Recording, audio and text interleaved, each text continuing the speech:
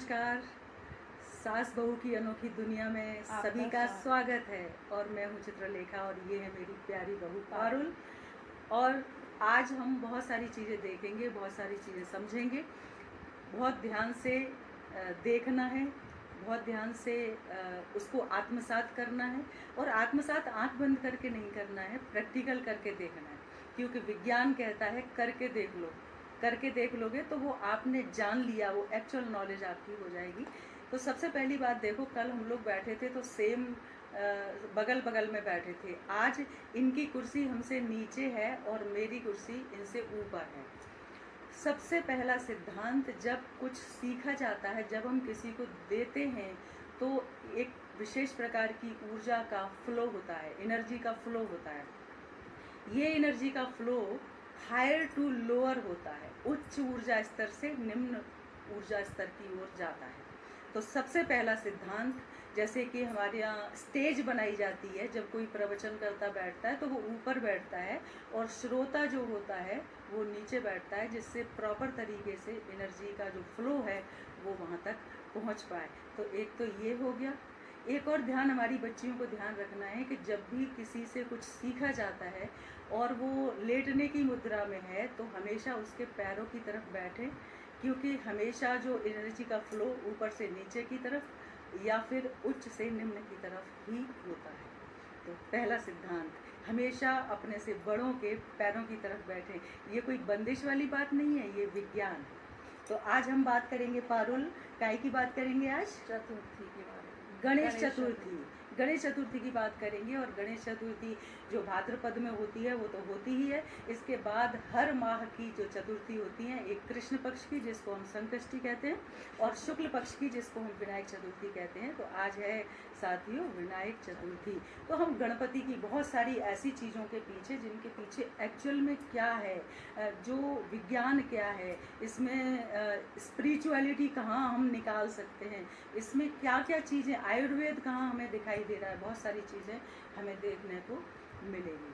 तो गणेश चतुर्थी पे जो हम बात करने वाले हैं, सबसे पहले बात करेंगे गणेश जी की क्या क्या चीज़ें प्रिय हैं।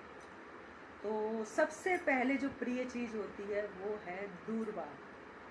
और दूर्वा का मतलब क्यों चढ़ाई जाती है, कितनी चढ़ाते हैं, कितनी चढ़ानी चाहिए, क्यों चढ़ानी चाहिए, ये सारी चीज़ें हम आज आपको, शंकाओं का समाधान हमारी पारुल का होगा और पारुल के साथ साथ आपका भी होगा। ये भी पूजा करती रहती है, अब इनको अब पता अभी तक शायद नहीं होगा, पर आज पता आपके माध्यम से चल जाएगा। तो सबसे पहले हम आते हैं दूर्वा के ऊपर। जो पौराणिक कथाएं हैं, उन कथाओं के हिसाब से दूर्वा जो गणेश जी ने ली थी या उनको दी गई थी, वो थी अनलासुर नाम का राक्षस जो था, उसको वो निगल गए थे। और निगलने के बाद इतनी हीट पैदा हो गई थी, इतनी गर्मी पैदा हो गई थी उनके पेट में कि वो रेस्टलेस हो गए थे। और सबने, ब्रह्मा विष्णु महेश, सबने अपने अपने उपचार करने की कोशिश की। किसी ने अपना कमल दिया, चंद्रमा उनका मित्र दौड़ के ऊपर से आया उनकी मदद करने के लिए, इसलिए भालचंद्र रूप है उनका। तो उसने शीतलता प्रदान करने के लिए किया। शंकर जी ने अपना सांप भेजा कि पेट को कस के बांधो, लेकिन किसी ने कुछ शांति नहीं दे पाए। जब तब कश्यप ऋषि ने 21 दूर्वा का एक बंच बना के और उनको दिया था, जिससे गणेश जी को शांति मिली थी। तब से गणेश जी कहते हैं कि जो भक्त मुझे दूर्वा चढ़ाएगा मैं उस पर प्रसन्न रहूँगा। ये तो है हमारी पौराणिक कथा। अब आते हैं दूर्वा पर कि दूर्वा एक्चुअली है क्या। तो इंगित करती है कि दूर्वा इतनी छोटी होती है कि ज़मीन से जुड़ी हुई होती है, हमेशा जड़ों से जुड़ी हुई रहती है, ज़मीन से जुड़ी रहती है, इसलिए हमेशा खिलती खिलाती रहती है, कभी वो नष्ट नहीं होती। तो आप भी अगर ज़मीन से जुड़े हुए रहेंगे तो हमेशा ऐसे ही बने रहेंगे। दूसरी बात, दूर्वा रीजनरेशन का सिंबल है।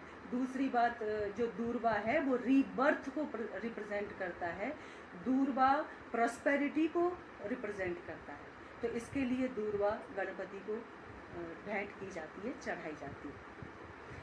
अब जो दूर्वा है, अच्छा एक बात ध्यान रखना आप लोग, कभी भी दूर्वा चढ़ाते समय ऐसी दूर्वा का उपयोग आपको नहीं करना जिसमें फूल लग गए हों, क्योंकि वो राइप्ड है, वो पक चुकी है, उसका स्कोप खत्म हो चुका है, ऊर्जा नहीं है उसमें कुछ आगे की। आपको चाहिए आगे की प्रॉस्पेरिटी, प्रॉस्पेरिटी के लिए चाहिए ऊर्जा। तो ऐसी वाली दूर्वा हमेशा लेनी है जो छोटी छोटी हरी हरी दूर्वा होती है। अच्छा तुम आज यही वाली लेके आई हो? हाँ यही वाली। अच्छा ठीक है, तो दूर्वा हो गई हमारी। अब दूर्वा के हमें जो लेते हैं उसमें एक दूर्वा के अंदर 3 दल होने चाहिए, 3 दल वाली दूर्वा लेनी चाहिए। तो 3 ही क्यों भाई? तो विज्ञान कहता है, आयुर्वेद कहता है कि हमारी शरीर के अंदर 3 ही प्रकार के दोष होते हैं, वात पित्त कफ। तो ये उसका प्रतीक है।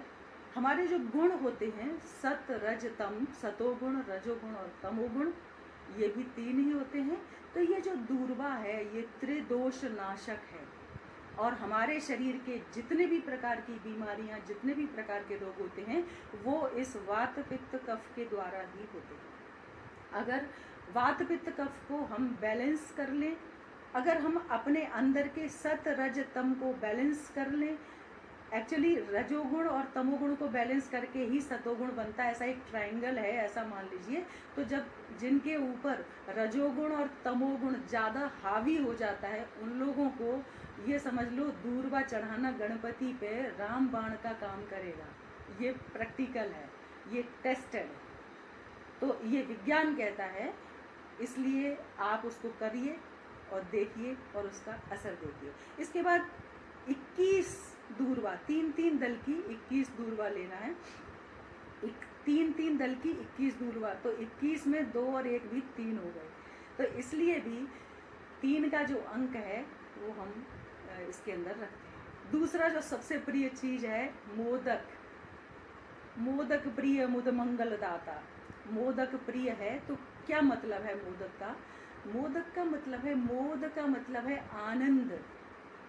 तो आनंद प्रिय हैं। देखो आपने कभी देखा होगा कि जो मस्त लोग होते हैं ना वो हमेशा मोटे रहते हैं, वो कभी ऐसे दुबले नहीं होते। गणेश जी भी अपने मस्त हैं, मोद प्रिय हैं। तो मोदक इसलिए उनको भेंट चढ़ाए जाते हैं कि जो आनंद स्वरूप चीज है वो आनंद को ही पसंद करते हैं। वो रोता सा चेहरा लेके बैठ जाओगे तो गणेश जी कभी आपके ऊपर प्रसन्न होने वाले नहीं है। प्रसन्न रहिए, आप आनंदमय रहिए। ये मोदक का मतलब है, सिंबल है। अब आते हैं कि उनका जो स्ट्रक्चर है, जो उनकी संरचना है, उसके पीछे क्या कारण है। तो सबसे पहले भाई ये इतना बड़ा हाथी का सिर लगा दिया, हाथी का सिर। अब ये सब चीज़ें हमारी पौराणिक कथाएं जो होती हैं, आपने अगर सबने हिंदी तो सबने पढ़ी होगी, तो हिंदी पढ़ते समय, अर्थ करते समय एक चीज़ होती थी अर्थ और एक होता था भावार्थ। तो ये कुछ और दिखती हैं और कुछ होती हैं, कुछ और मतलब होता है इनका। लेकिन हम सब क्या करते हैं कि सामान्यतः जैसे देख रहे हैं वैसे है, वैसे ही पूछ दिया और ये हो गया और हमारा काम खत्म हो गया। या फिर भेड़ चाल कर ली कि हमने वैसे वैसे पूजा हो रही है, वैसे वैसे करी। समझो पहले, सीखो, जानो, तब करो, तब करो। जब आपको बिल्कुल खरा हो जाए, आपको मज़ा आ जाए पूजा करने में कि हमने क्यों की, इसके पीछे कारण क्या था, तब आप करिए आराम से। अब जो सिर है, पूरे पृथ्वी के ऊपर केवल हाथी का सिर ही ऐसा होता है जो सबसे बड़ा सर है।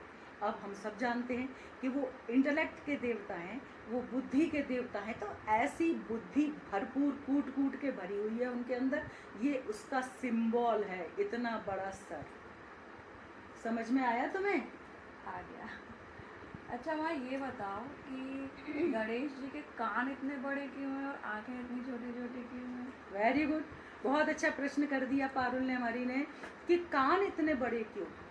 तो ये इंगित करते हैं, गणेश जी कहते हैं, गणेश जी ये उस कान के माध्यम से आपको बताना चाहते हैं कि अच्छे श्रोता बनो। शिष्य वही हो सकता है जो अच्छा श्रोता है। अगर आप अच्छी तरह से सुनेंगे नहीं तो आप कभी अच्छे शिष्य नहीं हो सकते।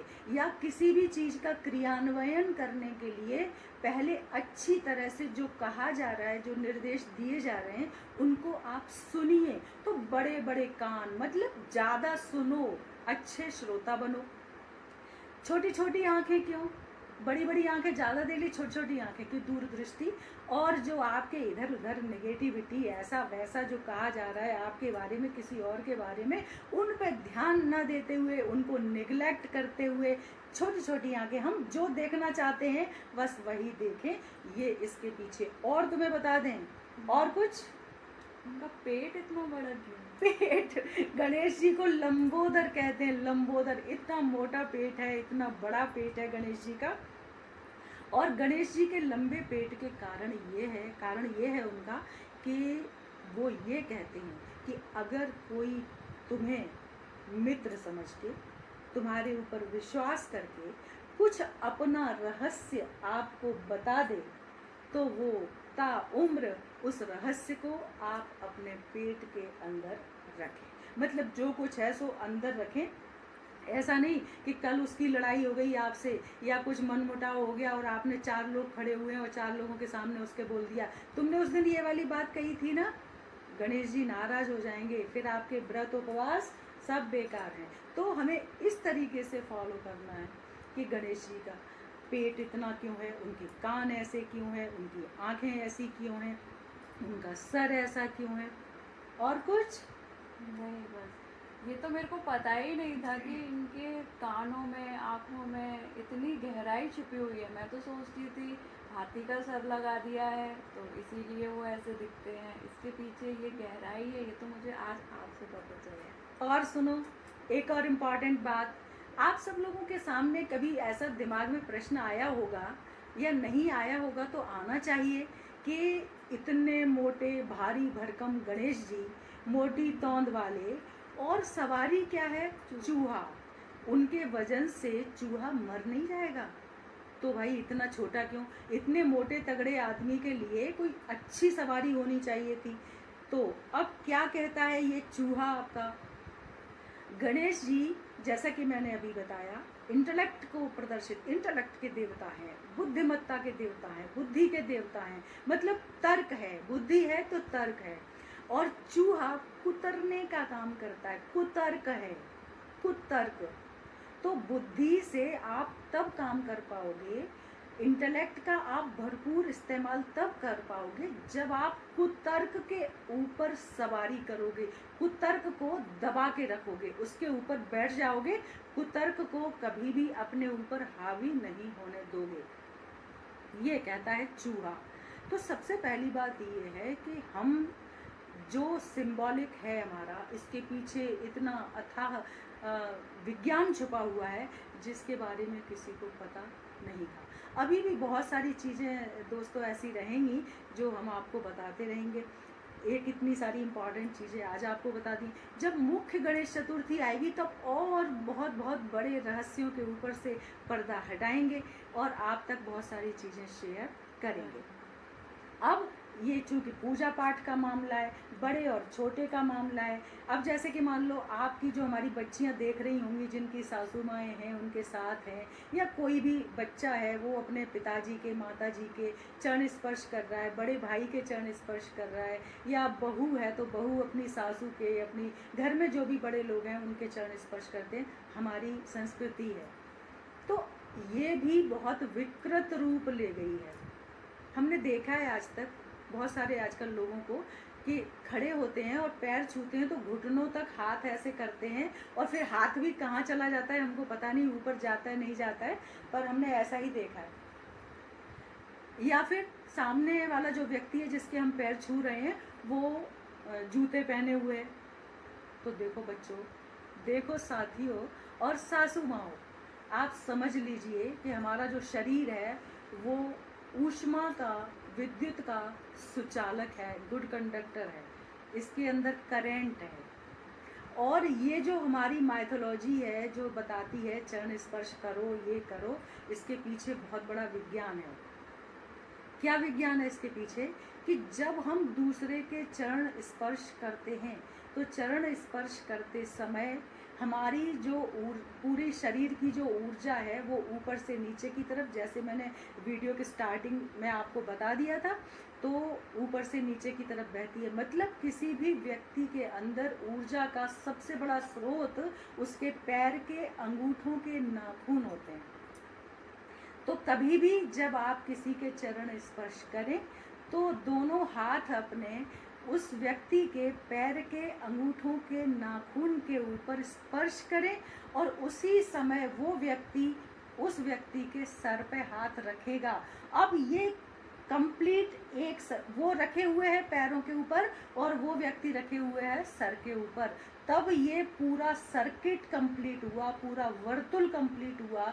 यही आशीर्वाद है, एक्सचेंज ऑफ एनर्जी, जो हमारी ऊर्जा है, जो हम जैसे कि किसी ने किया चरण स्पर्श किया तो जो अंदर से गदगद हुआ व्यक्ति, जो गदगद हुआ, वो जो ऊर्जा, पॉजिटिव ऊर्जा आई, उसका उसके अंदर भेजना, उसको भेजना, फ्लो करवाना, ये इसका उद्देश्य है। अब आप ऐसे ही कर रहे हो, उसको दूर से हाथ करके कहाँ कर रहे हो नहीं पता, ऐसे ही जूते चप्पलों के ऊपर से सॉक्स पहने हुए हैं, कोई मतलब नहीं है। इससे बेटर है अगर आपकी ऐसी स्थिति में किसी के चरण स्पर्श करना चाहते हैं, आप दोनों हाथ जोड़िए और दूर से नमस्कार करिए, ये बहुत अच्छा है। यहाँ भी जब दोनों हाथ हम आपस में जोड़ते हैं, नमस्कार करते हैं, तो ये लेफ्ट हैंड हमारा ऋण ध्रुव है, नेगेटिव पोल है, और ये पॉजिटिव पोल है। जब दोनों मिलते हैं तो इलेक्ट्रिसिटी, नेगेटिव पॉजिटिव, दो वायर होते हैं, जब आपस में जुड़ते हैं तभी धारा का प्रवाह होता है। और धारा का प्रवाह हमारे स्वतः के अंदर, जब हम सामने वाले को प्रणाम करते हैं, नमस्कार करते हैं ऐसे, तो हम उस अंदर, हमारे ही अंदर जो होता है, हम डायरेक्ट उससे ब्रह्मांडीय ऊर्जा के द्वारा उससे हम जुड़ जाते हैं। तो ये बेटर है अगर आप प्रॉपर तरीके से चरण स्पर्श नहीं कर पा रहे। तो बताइए, अब कोई शंका तुम्हारी? नहीं, पूरी शंकाओं का समाधान हो चुका है। अब इनकी शंकाओं का समाधान हो चुका, और मैं उम्मीद करती हूँ कि हमारे बच्चे, हमारी जो हम उम्र लेडीज़ हैं, जो सासू माएँ हैं, जो हमसे बुज़ुर्ग हैं, उन सभी के चरणों में मैं भी नमन करती हूँ। और समझ में आया होगा, और करके देखना। मैं कभी ये नहीं कहूँगी कि मेरी बात आंख बंद करके मान लेना, करो, प्रैक्टिकल करो, फिर देखो, फिर आनंद लो, फिर मज़ा लो। तो साथियों, ऐसे ही हम और अच्छी अच्छी जानकारियों के साथ आपके पास आते रहेंगे, लेकिन इसके लिए बेल आइकन दबाइए, सब्सक्राइब करिए और लाइक करिए और दबा के शेयर करिए, क्योंकि जितने लोगों तक पहुंच पाएगा ये जो मुहिम है तभी सफल हो पाएगी जब आपका सहयोग मिलेगा, कि जितना ज़्यादा शेयर हो पाएगा उतना ज़्यादा मात्रा में लोग इससे लाभ ले पाएंगे।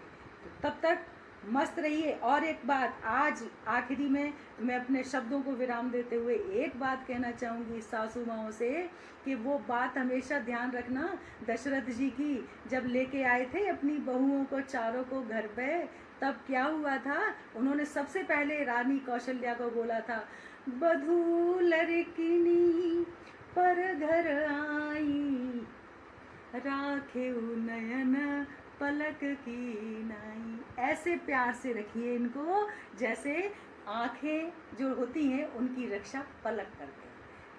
तो ऐसे ही अच्छी जानकारी के साथ हम फिर मिलेंगे। तब तक के लिए नमस्कार, खुश रहिए, आबाद रहिए, मस्त रहिए।